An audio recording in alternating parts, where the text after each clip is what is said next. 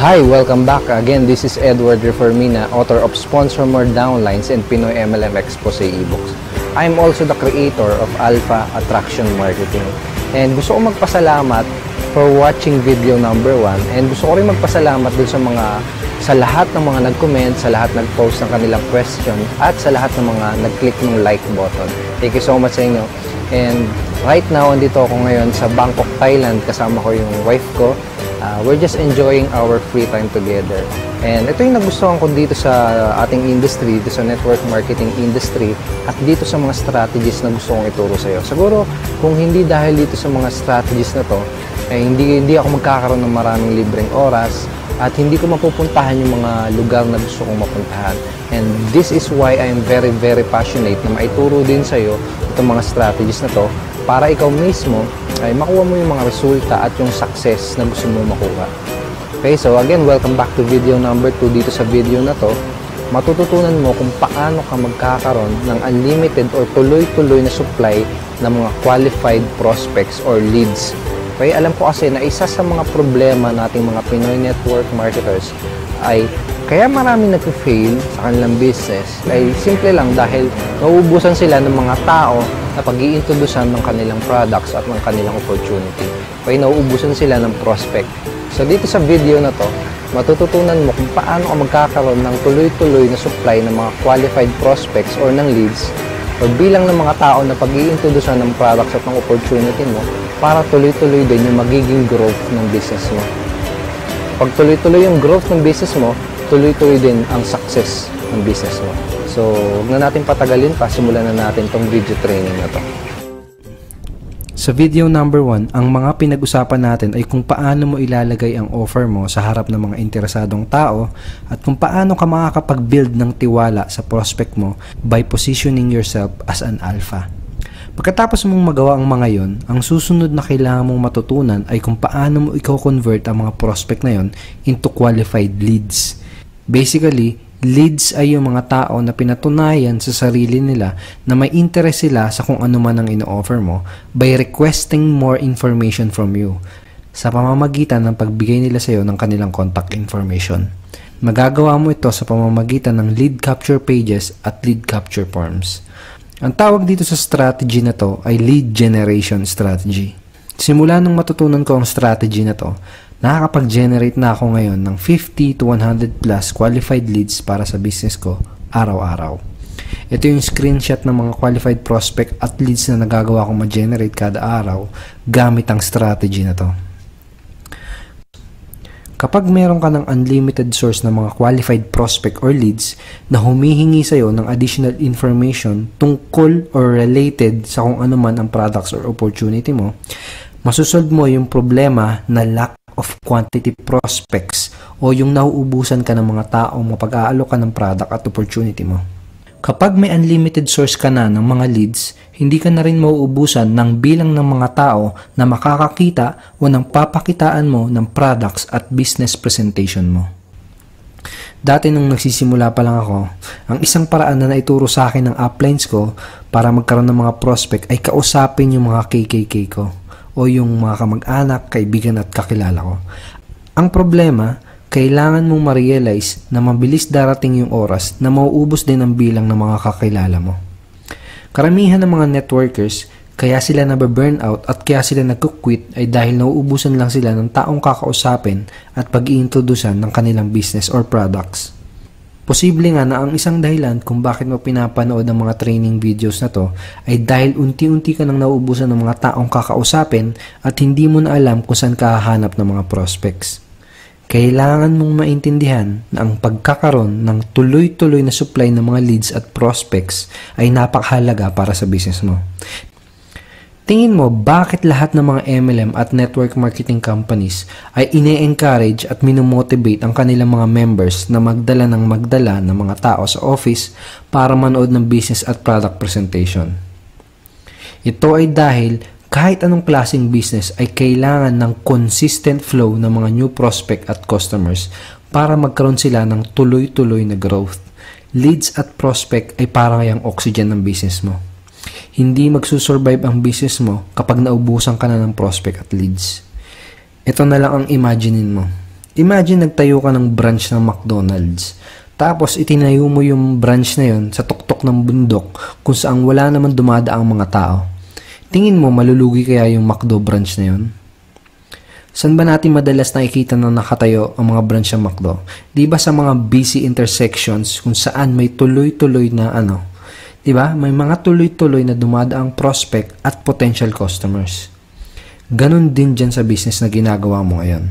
Kailangan araw-araw ay tuloy-tuloy ang bilang ng mga taong nakakakita ng presentation at offers mo.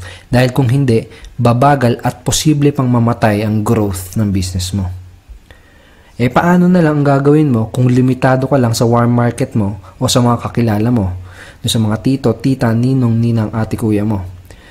Kapag naalok mo na lahat ng mga kakilala mo, sino nang kakausapin mo? Para masolusyonan ang problemang lack of quantity prospect, kailangan mong matutunan kung paano ka makakapag-generate ng mga leads. Uulitin ko, leads ay yung mga prospect or visitors ng website mo na nagpakita ng interest sa kung ano man ang in-offer mo by requesting more information from you sa pamamagitan ng pagbibigay nila sa iyo ng kanilang contact information.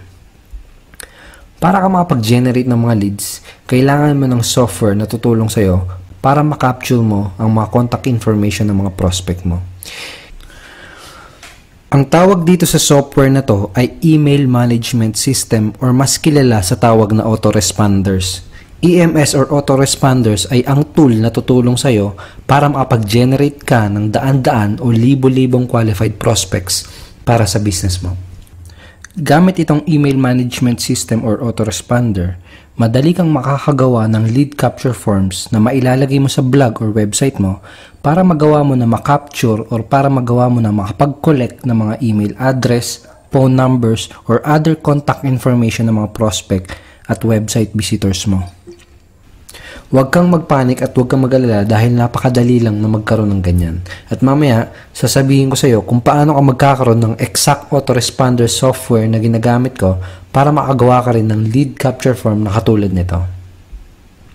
Pero, bago ibigay ng mga prospect mo sa iyo ang contact information nila, kailangan ay meron kang tinatawag na lead magnet.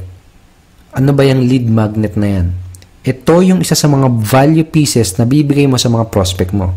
Natandaan mo ba dun sa video number 1 na sinabi ko sa iyo na para ka makapag-attract ng mga prospect, kailangan ay magbigay o mag-provide ka muna ng value or anything na free, valuable information sa mga prospect mo.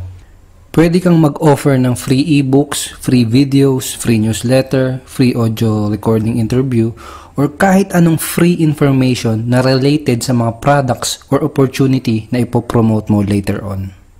Ito kasing free valuable information na ibibigay mo or i-offer mo ang mag-e-encourage sa mga prospect mo para ipagpalit o ibigay nila sa iyo ang kanilang contact information. At once na ipagpalit nila yung contact information nila sa valuable offer na ibibigay mo sa kanila, ang ginawa nila ay ipinakita nila at pinatunayan nila na interested sila dun sa ino-offer mo. Basically, kina-qualify nila yung sarili nila at binibigyan ka nila ng permission para kontakin mo sila.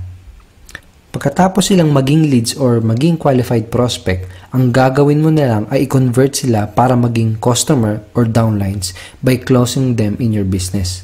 At madali mo na lang sila mako-convert into downlines and customers dahil una, na-qualified na nila ang sarili nila sa pamamagitan ng pagpapakita nila ng interest dun sa ino-offer mo. Pangalawa, nakapag-provide ka muna ng value kasi binigyan mo sila ng valuable information, kaya they will know, like, and trust you. At pangatlo, sila mismo ang humihingi ng karagdagan information mula sa iyo. Ibig sabihin, hindi na ikaw ang nangahabol at sila na ang lumalapit sa iyo. Para mas maintindihan mo kung gaano ka-powerful ang strategy na to, ipapakita ko sa iyo how the number works. At ang ipapakita ko sa iyo mga example ay yung mga very conservative example at very realistic. Dahil gusto kong makita mo na kaya mong magawa ang strategy na to basta willing ka lang din gumawa ng action. So example, sabihin natin na nakakapag-generate ka ng 100 visitors sa website or blog mo. Unique visitor or 100 prospect per day. And by the way, 100 visitor ay napakadali lang ma-achieve. Yung sa isang website ko, nakakapag-generate ako ng 1,000 unique visitors sa loob ng isang araw. Okay, so 100 prospect per day ang napapapunta mo sa website o blog mo. Tapos, sabihin natin na 30% ng 100 na prospect or visitor na yon ay nagbibigay sa'yo ng kanilang contact information at kina-qualify ang sarili nila at naging leads. So, 30% ng 100 is equals to 30 leads per day. Meron kang 30 leads na nag-generate araw-araw. So, 30 times natin sa 7 para isang linggo is equals to 210 leads per week. Ibig sabihin, nakakapag-generate ka ng 210 leads kada linggo. Tapos, sabihin natin na dun sa 210 leads per week na na-generate mo, ay 3% lang dun ang sumali sa'yo o naging customer mo. Yes, 3% lang. 210 times 3% na napapasali o nagiging customer mo, that is 6 new direct downlines or new customer for your business every single week. Okay? 6 new direct downlines every week or 27 new direct downlines or customer per month para sa business mo. Ngayon, tatanungin kita, 27 new downlines per month, okay na progress na ba yun para sa business mo? Sabihin natin na kalahati lang yan ang na-achieve mo. Sabihin natin na 13 new directs lang or 13 new customers lang per month ang na-achieve mo. Okay pa rin ba yun? Tapos, syempre, lahat ng mga new downlines mo ay tuturuan mo rin sila ng same strategy na ginagawa at natutunan mo. Sa palagay mo, mabilis kayang lalaki ang grupo mo? O sige, sabihin natin na 1/4 lang yan ang nagawa mo. Sabihin natin na 7 new downlines or new customers lang per month ang na-achieve mo. Okay pa rin ba yun? At uulitin ko, yung computation na in-example ko dito ay napakababa at napaka-conservative lang dahil ayokong mang-hype. Pero to give you an idea, yung isang website na ginawa ko ay nagko-convert ng 11%. Dito sa example na binigay ko sa iyo ay 3% lang. Ganito ka-powerful ang strategy na to. Kaya napaka-importante na mai-apply mo kagad ito sa business mo. Kaya kung sa tingin mo na nakausap mo na lahat ng mga kaibigan mo, kung tingin mo ay nauubusan ka na ng mga prospect, at kung gusto mong magkaroon ng tuloy-tuloy na supply ng mga leads para magkaroon din ng tuloy-tuloy na growth ng business mo, itong strategy na to ang makakasolve ng mga problema mo. Ang tawag dun sa software na ginagamit ko na tumutulong sa akin para makapag-generate ng leads ay GetResponse. This is a web-based software so hindi mo to kailangang i-install sa computer mo. Ang kailangan mo lang ay internet connection para magamit mo ang software na to. Mayroon link sa baba ng video na to na pwede mong puntahan para makagawa ka ng 30-day free trial sa GetResponse. Mamaya, pagkatapos mong panoorin ng video training na to, puntahan mo yung link na yan para makapag-register ka ng free trial sa GetResponse. And panoorin mo din yung mga video lesson dun sa website nila para kahit papano ay magkaroon ka ng kaunting idea kung paano ba gagamitin itong napaka-powerful na tool at software na to. Merong mga misconceptions ang ilang network marketers tungkol sa paggamit ng internet para mag-build ng MLM, network marketing o home-based business. Ang sabi ng iba, imposible daw na mag-build ng business gamit ang internet dahil impersonal approach daw to. Well, let me ask you something. Do you think na personal approach ang mamigay ka ng flyers sa mga taong hindi mo kakilala sa kalsada? Do you think it's personal na approach yung mangingidnap ka at sasabihin mo sa prospect mo na kainan yung pupuntahan nyo? Do you think it's personal approach yung kakausap ka ng mga taong hindi mo kakilala sa kalsada para alukin ng products at opportunity mo? Do you think personal approach yung pag-convince sa mga taong hindi naman interesado?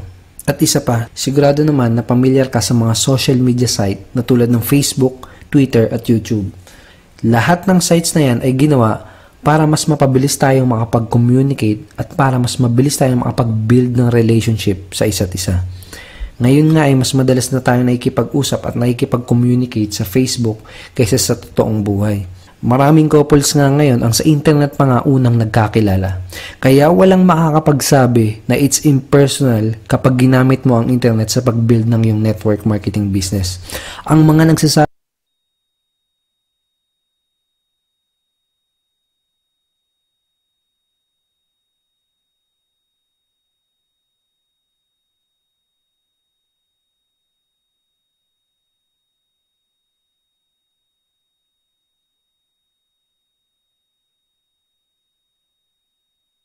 Sabi nun ay yung mga taong wala pang Facebook account o kaya naman ay wala silang idea how internet and how social media really works. Ito ang totoo.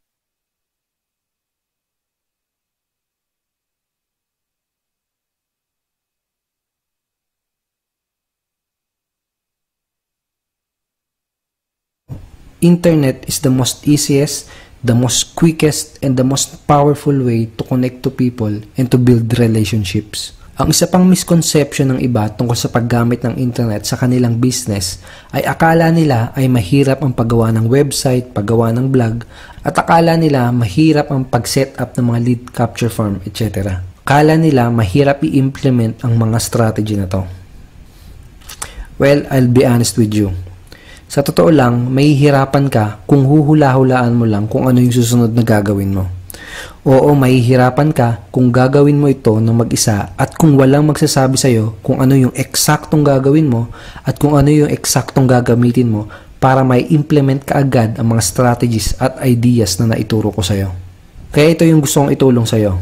After 2 days, ipapadala ko sa'yo yung video number 3. At doon sa video number 3, malalaman mo kung paano ka magkakaroon ng access sa bagong online course na i-release ko. Itong online course na to ang makakapag-guide sa'yo kung paano mo madaling ma-apply at may implement lahat ng strategy na naituro ko sa'yo. Pero bago ko ikwento ang detalye ng course na to, I need to inform you first na itong course na to ay hindi magiging open para sa lahat at hindi ito magiging available ng matagal. Honestly, hindi ko alam kung magka-qualify ka sa course na to dahil hindi ko alam kung gaano ka kaseryoso at kung gaano kataas ang commitment mo para maging successful sa business mo. Makapasok ka man sa course na to o hindi, ito yung ilan sa mga kailangan mong matutunan para ma-apply mo ng tama sa business mo ang mga strategies at ideas na naituro ko sa'yo. Kailangan mong matutunan yung mga pinakamabilis na paraan kung paano mo maipoposisyon ang sarili mo na isang alpha. Merong mga psychological at emotional triggers tayong mga tao na nakaka-impluwensya sa atin para ma-attract sa iba at magdesisyon na bumili. Itong mga triggers na ito ang kailangan mong malaman para magawa mong makapag-attract kaagad ng mga pinaka-qualified at interesadong mga prospects na sasali sa iyo. Kailangan mo rin alamin kung sino ba yung mga best type of prospect para sa products at para sa opportunity mo. Para hindi ka makapag-aksaya ng oras sa kakahula kung sino ba ang mga tipo ng mga prospect na tatargetin mo. Kailangan mong matutunan kung paano mo gagamitin at ile-leverage ang mga internet tools at software para magawa mong maging semi-automated ang business mo. Yung tipong kahit natutulog ka o kaya ay kahit namamasyal ka kasama ang pamilya mo, ay may system na tumutulong sa iyo para mag-follow up, mag-build ng relationship at mag-promote ng opportunity mo ng sabay-sabay sa daan-daan o kahit na sa libo-libong mga prospects, 24 hours a day at 7 days a week. Ito yung tinatawag na tunay na leverage.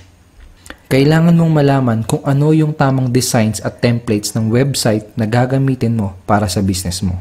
Kailangan ang gagamitin o gagawin mo lang ay yung mga tested at effective na design para hindi masayang ang effort at oras mo. Marami na rin kasing mga networkers ngayon ang sinusubukan na gamitin ang internet sa kanilang business pero unfortunately, 97 to 99% sa kanila ay mga maling klase at maling design ng website ang ginagawa. Kailangan mong malaman kung paano mo gagamitin ang internet para magawa mo na mag-stand out at maging unique sa mata ng mga prospects mo. Para magawa mo na sayo at sayo lang sila sasali at wala ng iba. Lahat itong mga nabanggit ko, yan yung ilan sa mga matututunan mo kapag nakasama ka sa mga mag-e-enroll dito sa bagong online course na i-release ko. Last but not least, dito sa course na ito, ituturo ko rin sa iyo kung paano ka kikita ng additional passive income mula sa mga prospects na hindi sumali at hindi sasali sa opportunity mo. Seryoso ako. Ito yung screenshot ng PayPal history ko kung saan makikita mo yung mga monthly total sales na kinikita ko mula sa mga prospect na hindi sumali sa akin. Ilang buwan lang to pero umabot sa 531,644 pesos total sales mula sa mga prospects na hindi sumali sa business opportunity ko. May kilala ka bang ibang nagtuturo ng ganito? Kung gusto mong matutunan kung paano mo rin magagawa to, make sure na abangan mo yung video number 3 na ipapadala ko sa iyo. Okay, so I hope marami kang natutunan dito sa video number 2. At kung nagustuhan mo yung mga pinag-usapan natin dito sa video number 2, sigurado ako na mas magugustuhan mo yung pag-uusapan natin sa video number 3 na ipapadala ko sa iyo after 2 days. Okay? Dahil dun sa video number 3, malalaman mo kung paano ka magkakaroon ng access sa bagong online training course na i-release ko. Basically, dito sa online training course na to, matututunan mo kung paano i-apply step by step lahat ng mga ideas at strategies na pinag-usapan natin dito sa video number 1 at sa video number 2. Tuturo ko sa iyo ng mabuti kung paano mo i-apply sa business mo itong mga strategies na to. Kaya huwag mong kalilimutan na i-check ang email mo after 2 days dahil ipapadala ko sa iyo yung video number 3. Okay? Kung nagustuhan mo yung mga pinag-usapan natin dito, make sure na i-click mo yung like button sa baba ng video na to and make sure na mag-post ka rin ng comment at mag-post ka ng any question na gusto mong itanong sa akin. And I will try my best na sagutin yung question mo as soon as I can. So, go ahead, click like button below and post your comments. And I will see you in video number 3 after 2 days.